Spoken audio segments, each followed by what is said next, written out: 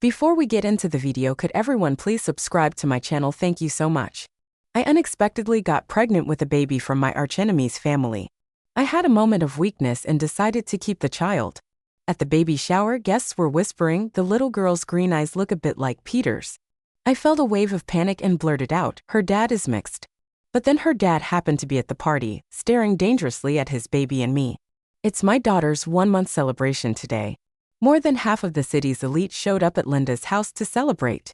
I stood in the bedroom gazing at my daughter, feeling incredibly soft inside. Her pink cheeks and fair skin looked just like mine. Unfortunately, she got her dad's green eyes. Luckily, being a newborn, she mostly sleeps and doesn't open her eyes often. I made sure she was asleep before carrying her downstairs with a smile. As soon as I walked down, the guests turned their eyes on me. Some who were close with Linda's family approached and stared intently at my baby.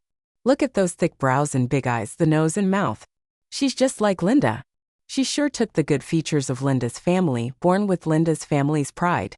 "George finally has an heir." My grandpa was quite proud. Of course, she's my granddaughter's kid. How could she not be outstanding? Unlike Peter's family, no kids passed down even till this generation. Serves them right to have few heirs. Hearing Peter's family being mentioned, I hugged my baby tighter, worried. "Grandpa, you're talking about your own great-granddaughter's father." But I can't let Grandpa know about this. After all, Linda's family and Peter's family are arch-enemies. Technically, my daughter is the only bloodline left in this generation from the Peter family, the last of the line. The grudge between our families stemmed from great-grandfather's era and continues to this day. They're like water and fire. If Grandpa finds out my child is from Peter's family, what will happen? To avoid suspicion, I quickly changed the subject. "Grandpa, little ones have weak immune systems. I'll take her back to the room to rest. The longer she's out here, the higher the risk of being exposed. I can't predict how Grandpa will handle this if he discovers the truth." My mouth really got ahead of me. I said it would be okay when a piercing cry echoed. The baby woke up. "I'm so unlucky. What poor timing." I fumbled to comfort her, but the more I tried, the louder she cried until everyone at the party could hear. Things got out of control at the worst time. A murmur spread through the crowd. "The baby's got green eyes." Wow, really? Am I seeing things? Those green eyes do look a bit like Peter's. Voices of curiosity surfaced among the crowd. Even Grandpa seemed puzzled. I panicked. Grandpa hadn't seen my daughter open her eyes before, so he didn't know she had green eyes. I nervously covered her eyes and, without thinking, lied, "Her dad is mixed." Thankfully, I was quick on my feet. If they found out I had my rival's kid, my great-grandfather could roll in his grave. I'd be doomed. "Linda, you're something. When did your taste change? Why didn't I know?" Just as I was secretly relieved, a voice chimed in, sounding quite resentful. My heart skipped a beat. I took a few steps back, feeling guilty. "Peter, what's he doing here? He can't know the kid is his, right?" "No way." I slipped away quietly that night. He shouldn't have figured it out. The crowd parted suddenly, and there stood Peter, emitting a dangerous aura, glaring at me and the baby I held. Those cold green eyes matched my daughter's exactly. I gulped, frozen in place. Fleetingly, I recalled that night a year ago. He was just as dangerously sharp then. However, he eventually let me have my way with him. He wasn't like this back then. While I was lost in thought, Peter was already in front of me, dressed in black, emotionless as ever. His sharp eyes were downcast, fixated on the baby. Being watched like this, I was a bundle of nerves. What to do? The baby's dad just showed up at the door. Thankfully, Grandpa stood between us, knocking his cane forcefully and speaking with discontent. "Peter, what are you doing here? This is not an invite for you." Grandpa completely inherited great-grandfather's disdain toward Peter's family, always showing a cold front. Seizing the moment, I hurried upstairs, feeling guilty, but Peter was faster. He blocked my path with a colder demeanor. "Linda, the baby's dad." Before he could finish, my daughter cried out even louder than before. Ignoring the talk, I rushed to soothe her. For some reason, she kept crying and even struggled more until a voice came from above. "Let me hold her." It was Peter. Somehow, the moment Peter took her, she stopped crying and even blinked at him with those same green eyes curiously. "Me? Oh no, the baby likes her dad." Peter stood motionless, holding Coco, terrifyingly silent. The vibe shifted to something unsettling. Sensing unease, I was about to take my daughter back when Peter stepped back. He squinted his focus on the baby's eyes, then lifted his gaze slowly. In a sharp, deliberate tone, he asked Linda, "Who did you say the baby's father was?" I felt a chill run down my spine. I nervously avoided his curious gaze and couldn't help but mumble in my heart. Could his vision be that sharp, spotting Coco as his daughter at first glance? That's not how it goes in novels. Usually, the heroine runs away, and even when the kid is 4 or 5, the hero doesn't recognize them at once. How did he know just by looking once with eyesight that good? He was rolling in the hay with me the other night. If it weren't for our families being sworn enemies, you'd think he had a crush on me. "Peter, what are you doing here?" "This is my daughter's full-month banquet. Give Coco back to me quickly." I reached out to take my daughter back, but Peter raised an eyebrow and suddenly leaned in to look me in the eye. We were so close I could even smell the cool cedar scent on him, just like that night when he surrounded me from behind, engulfing me and slowly. Lingering on my nape, my tailbone tingled uncontrollably. I choked up. "Linda, get a grip. Is this really the time to be thinking about that?" Coco is still in Peter's hands. Peter's expression became even more enigmatic, making me anxious. Surprisingly, though, he actually handed my daughter back to me and whispered something only we could hear. "Linda, the baby is mine, right? That night I knew it was you."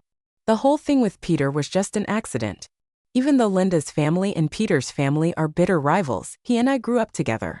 Thanks to our victory-hungry elders, they just had to outdo each other through us, so every meeting turned into a competition by our families.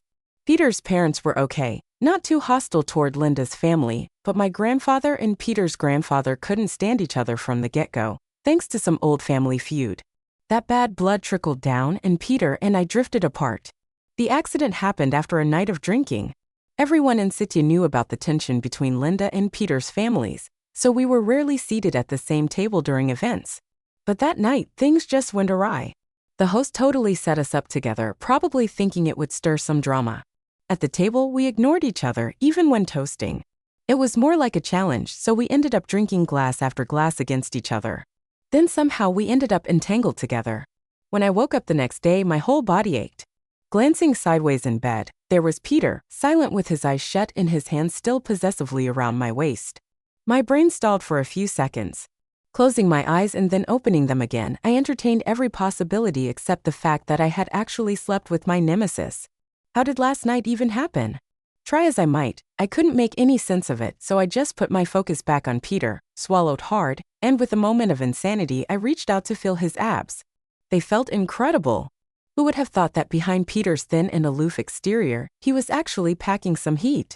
Sadly, he's the enemy, so I snuck away and erased all traces of that night. Yet somehow he remembered and even knew it was me that night. "What are you even saying, Peter? I don't understand you." I took a few steps back, pretended not to get it, and went upstairs. He just called out after me almost creepily, not admitting it. "No biggie, I can play the stepdad." The next day it blew up online. The tag held its top spot on trending, outshining all other hot topics. Commenters online were going wild, guessing at Peter's motives. "Linda." George suddenly called out my name. I instinctively straightened up. "Yes, tell me, who's Coco's real dad? Who else could it be if not Peter?" But of course I wouldn't say that out loud. I kept silent like a little quail, bowing my head lower. Seeing my demeanor, George got so mad that he thumped his cane a few times. He was unhappy when he noticed the do. "John, what's your business here?" "I'm here to offer congratulations." "What else?" Peter's grandpa adjusted his mustache nervously, his eyes darting around as he spoke. Peter's grandpa seemed eager, and it baffled me. Stepdad. Didn't Peter tell John the truth?" I sneaked a peek at Peter, who was also looking at me. When our eyes met, I felt my breath catch, almost buckling under that unguarded gaze. George was shocked by John's words. He blurted out, "Are you out of your mind?" John seemed genuinely astounded while George's suspicious gaze shifted to Peter. "Why is your family so keen on being a dad? Is John really so magnanimous?" My luck was thoroughly out. Peter smiled gently. "George, my grandpa can't wait for me to be Coco's dad." "Right, Grandpa." No sooner had Peter said that than John surged forward eagerly, grabbing George's hand. "George, if you'll just let me see little Coco, never mind being a stepdad. Even if you want Peter to marry into your family, I'm game." I was completely dumbfounded. It wasn't until I saw Coco in John's arms that I understood. Looking at the big and small, the old and young with their identical green eyes, George finally realized the truth, gritting his teeth at me. "Didn't you say Coco's father was a mixed breed?" Seeing George that angry, I softly defended myself. Isn't Peter technically a mixed breed? I didn't lie. George was left speechless, choking from frustration, and just rapped his cane nonstop. Someday your great-grandfather will be so furious with you, he'll claw his way out of his coffin. Seeing the actual situation, George glared at John even more, especially as John was happily holding Coco, bursting with glee. My dearest Coco, you're adorable, John beamed. John, she's my great-granddaughter, George spoke again, denial clear. Still my great-granddaughter, John countered joyfully. What do you mean yours? Coco's my blood too. While George and John were busy quarreling, Peter whisked me away to the room next door. Closing the door behind us, he pinned me against it, eyes shadowed yet intent. Linda, why did you block me? He asked. I've been trying to reach you. He tugged on my hand, pulling me in closer once again. I felt my face flush with embarrassment. No need for that, really. Peter didn't say a word, just looked at me with a bit of indifference. I felt deflated, like a balloon losing air, and let him take control. You touched me all over and it still wasn't enough for you. You even bit my Adam's apple.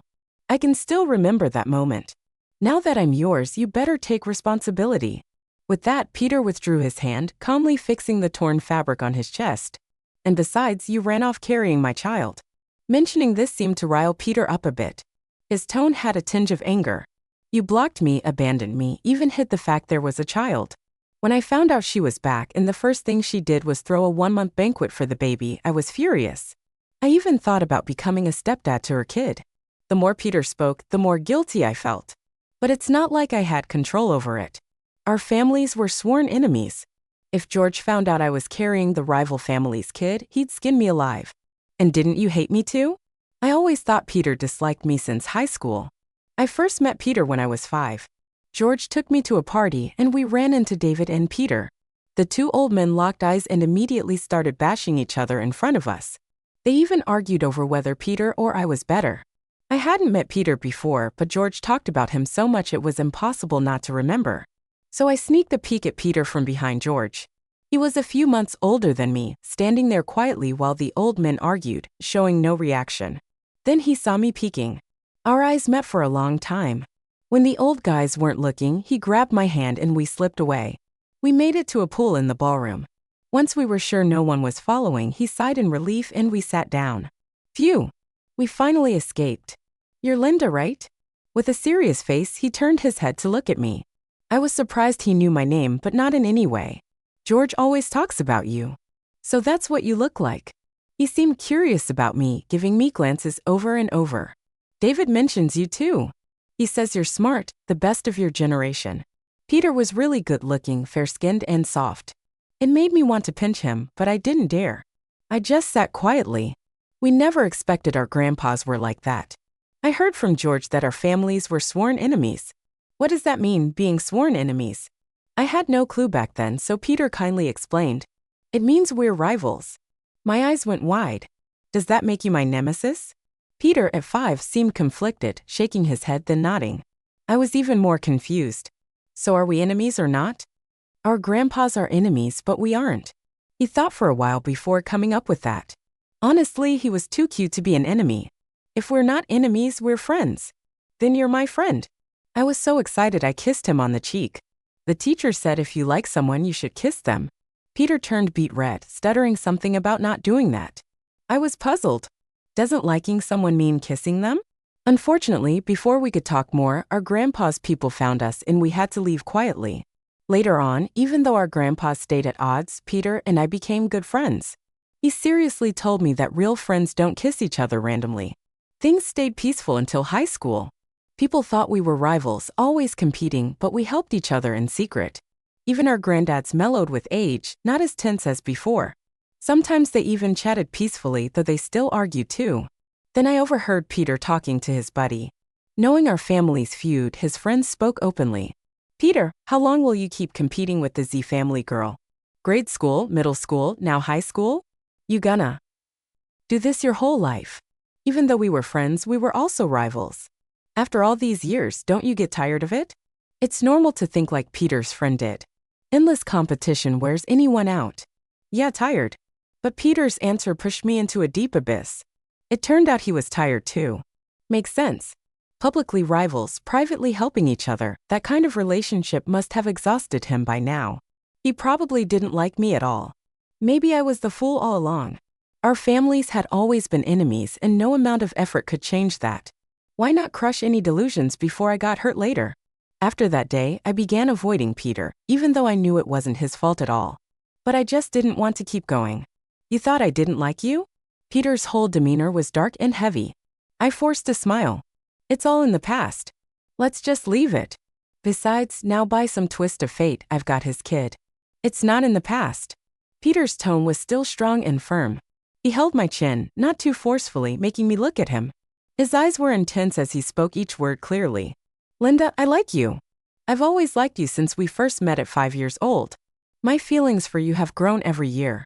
I know our family's relationship might cause many obstacles, but I'm not afraid because every heartbeat tells me I must catch up to you. This is the direction my heart wants its destiny. I am tired of liking you without saying it, tired of pretending to be rivals with you every day, and tired of the feud between our families. But at that time, I didn't have the capability to do anything about it. When he finally had the power, she wanted to avoid him. Linda, I like you so much that my whole heart is filled with you. Don't leave me, okay? His tall figure gradually bent down and Peter enfolded my waist, whispering against my shoulder. For a moment, I didn't know how to react, so I let him hold me. I blinked, feeling dizzy. Peter likes me and has for so long. In my daze, something dampened my shoulder. With tears streaming down, Peter softly apologized to me. Sorry, I should have confessed sooner. Can you not abandon me?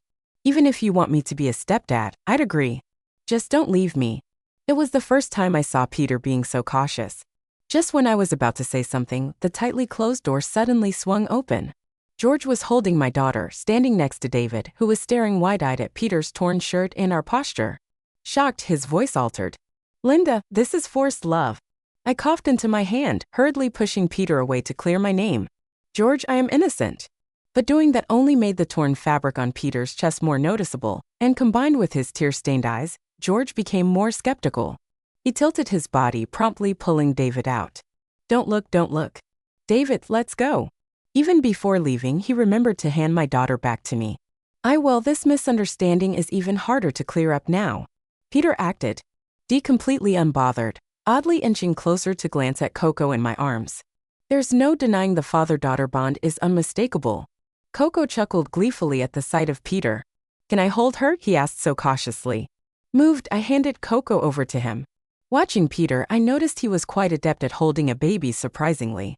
Doesn't your family have no kids this generation? I hesitated a bit before speaking. George's words about Peter being the only child of his generation weren't false. How then was he handling a baby so well? Looking down at our daughter, Peter's tone was incredibly gentle. I knew you were returning home for the baby's month-old celebration, so I took parenting classes to become a stepdad. Wait, was he serious about this? Suddenly, I was flooded with mixed emotions. The online buzz was nonstop. Peter wasn't leaving my place anymore. The entire internet was curious about who my daughter's real dad was, leaving messages online. They even wanted to see Peter's dad live. So finally, with his permission, I uploaded a few clips online. In the videos, Peter cradled our daughter, gently rocking her while humming a soft tune, radiating strong husband vibes. Our daughter puckered her lips and grinned at him. The internet exploded. Can I kiss her? Just a little peck? No way, I'm her stepdad. The internet was in an uproar. Peter, however, posted an unfortunately timed status on Facebook. Peter, the kid is mine, the person is mine. I've been crushing on her for years, pursuing again now. That post sent his Facebook spiraling into chaos. I shot him a bewildered look. He was earnest. I already explained everything between us to George and them. They also felt guilty and promised not to interfere anymore. Linda, I will pursue you again. If you don't want to be with me, I'll respect your choice. You endured a lot having the baby abroad alone. Leave the child to me. Peter spoke with such determination, even planning our future. What if I like someone else? Peter froze for a few seconds before regaining his composure. That's fine, I'll win you over again. I couldn't deny it. He was pretty great at taking care of the kid, leaving me with nothing to worry about. I could just stay home, eat, and drink, occasionally posting videos of Peter caring for our child. But after some time, even George couldn't keep quiet anymore and came to me secretly. He then hesitantly said, "Linda, Coco is 5 months old now. Isn't there something you're considering?" "Considering what?" "You know about you and Peter. I know we were wrong back then. Now that you both have the child, why not be together?" They don't fight anymore. Instead, they compete for her affection and love, showing Coco off. Now Peter and I are their top concern, urging us to get together. But I've already talked with Peter. I prefer how things are now. He doesn't pressure me, saying we can be together when I'm ready. George had no choice but to dejectedly consult with John. After George left, Peter emerged from another room. Her room, holding our daughter. "George was pushing you again." He handed our daughter over to me without a word. I cradled our daughter, kissing her cheek and nodded, "Yeah. I'll speak to George when I have time." He sighed, remembered something, and covertly leaned closer. With shadowed eyes and in a low voice, he queried, "Linda, want to come to my room tonight? I got something you like." "Something I like." I paused from soothing Coco, silently meeting his gaze, and then chuckled knowingly. That evening, I went to Peter's room. The door stayed closed all night. Epilogue. By the 3rd year of marriage with Peter, our daughter was 4 years old. He was on a business trip and I was handling work alone. Suddenly, my daughter stumbled in, clutching a notebook.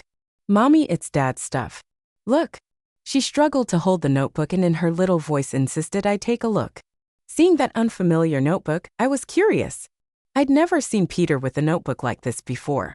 I smiled, picked up my daughter, and opened the notebook. Peter's familiar handwriting came into view. I froze. It was Peter's diary. The handwriting started off immature, gradually became more sophisticated, and eventually turned into elegant cursive. As I kept reading, I couldn't help but cry. This silly man, he had been writing this all along. "Mommy, why are you crying?" With confusion on her face, my daughter reached out to wipe my tears. I smiled, silently closing the notebook. "Because Mommy is very happy with you and with Daddy. How about we call Daddy?" "Okay," my daughter answered in her sweet little voice. Later, I took photos of the notebook and posted them on Facebook. I titled it, "Mr. Peter's Love Diary."